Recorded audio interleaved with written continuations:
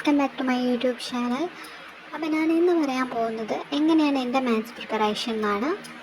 So first ഞാൻ ഇപ്പോൾ company board എക്സാമിന് വേണ്ടിയിട്ടാണ് കേട്ടോ പ്രിപ്പയർ ചെയ്യുന്നത്.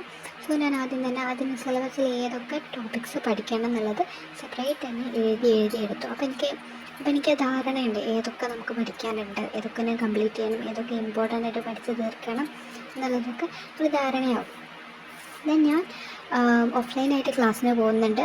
സോ അവിടുത്തെ നോട്ട്സും പ്രിപ്പയർ ചെയ്യും. അവിടുത്തെ ഞാൻ ക്ലാസ്സൊക്കെ കേട്ട് ഏകദേശം മനസ്സിലാക്കിയെടുക്കും.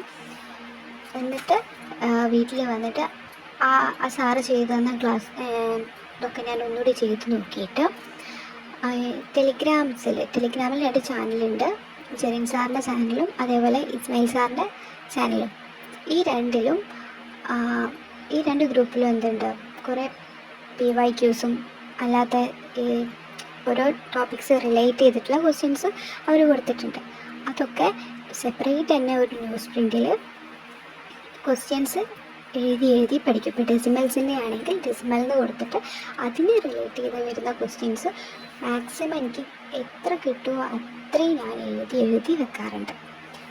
ഇപ്പം ഞാൻ ഡെസിമൽ, ക്ലോക്ക്, LCM, HCF, പിന്നെ ടൈം ആൻഡ് വർക്ക്, കലണ്ടർ, ഇതിൻ്റെ ഇത്ര എണ്ണത്തിൻ്റെ നോട്ട്സ് ഓൾറെഡി പ്രിപ്പയർ ചെയ്ത് കഴിഞ്ഞു. ഡെസിമൽ കംപ്ലീറ്റ് ചെയ്തിട്ടില്ല. ഡെസിമലാണിപ്പം ചെയ്തുകൊണ്ടിരിക്കുന്നത്. ഇങ്ങനെ ചെയ്ത് കഴിഞ്ഞിട്ടുണ്ടെങ്കിൽ എനിക്ക് വേറൊരാൾ പറഞ്ഞു തന്നു കേട്ടോ. ഇങ്ങനെ ചെയ്തിട്ടുണ്ടെങ്കിൽ ജോലി കിട്ടിയ ഒരാൾ എനിക്ക് അവരുടെ നമ്മൾ ചോദിക്കില്ല എങ്ങനെയാണ് ഇത് കിട്ടിയത്, എങ്ങനെ പ്രിപ്പറേഷൻ എങ്ങനെയാണെന്നൊക്കെ ചോദിക്കുമല്ലോ. എങ്ങനെ കിട്ടിയതെന്നല്ല, എങ്ങനെ പ്രിപ്പറേഷൻ എങ്ങനെയാണെന്നൊക്കെ ചോദിക്കുമല്ലോ. അപ്പോൾ ഒരു പറഞ്ഞു തന്നതാണ്. ഇതുപോലെ ചെയ്തിട്ടുണ്ടെങ്കിൽ ലാസ്റ്റ് ടൈമിലേക്ക് നമ്മൾ ഫോണിൻ്റെ യൂസ് നമ്മൾ മാക്സിമം കുറയ്ക്കാൻ പറ്റുന്നത്. അപ്പോൾ എക്സാമിൻ്റെ ടൈം ആകുമ്പോൾ നമ്മൾ മാത്സൊക്കെ എന്തായാലും റിവൈസ് ചെയ്യല്ലോ. പ്രത്യേകിച്ച് കമ്പനി ബോർഡ് എക്സാമിന് 20 മാർക്കുണ്ട് മാത്സിലേക്ക്. സോ ആ ടൈമിൽ നമ്മൾ പെട്ടെന്ന് ഫോണൊക്കെ എടുത്തിട്ട് എവിടുന്ന ക്വസ്റ്റ്യൻസ് എവിടെയാണ് കിട്ടുക എന്നൊക്കെ നമ്മൾ തപ്പിത്തിരഞ്ഞ് നടക്കണം. അതിന് പകരം നമ്മുടെ കയ്യിൽ തന്നെ ഒരു ക്വസ്റ്റ്യൻ ബാഗ് ഉണ്ടെങ്കിൽ അത് അത്രയും യൂസ്ഫുള്ളാണ്. ഇപ്പം എനിക്ക് ഇത് നടക്കാറുണ്ട്, എക്സാം നടക്കാറുണ്ട്. ഞാൻ പോകുന്ന സ്ഥലത്ത് ഓഫ്ലൈൻ ക്ലാസ്സിന് പോകുന്ന സ്ഥലത്ത് എക്സാം എടുക്കണം. ആ സമയത്ത് പോലും ഞാൻ ഈ ഒരു മാത്സ് മറിച്ച് നോക്കിയിട്ട് എനിക്ക് മാർക്ക് അതിൽ കൂട്ടാൻ പറ്റുന്നുണ്ട്.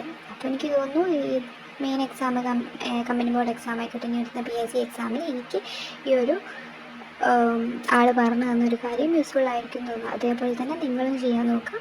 സെപ്പറേറ്റ് നോട്ട് ഉണ്ടാക്കിയെടുക്കുക. എന്നിട്ട് അത് വെച്ച് നമ്മൾ റിവിഷൻ ചെയ്ത് പോവുക. ഓക്കെ. പിന്നെ ഇത് അവിടെയും ഇവിടെയൊക്കെ ആയിട്ട് നമ്മൾ കുറേ നോട്ട് ചെയ്തേയും പിന്നെ ക്വസ്റ്റ്യൻസ് ടെലിഗ്രാമിൽ നമുക്ക് കിട്ടും.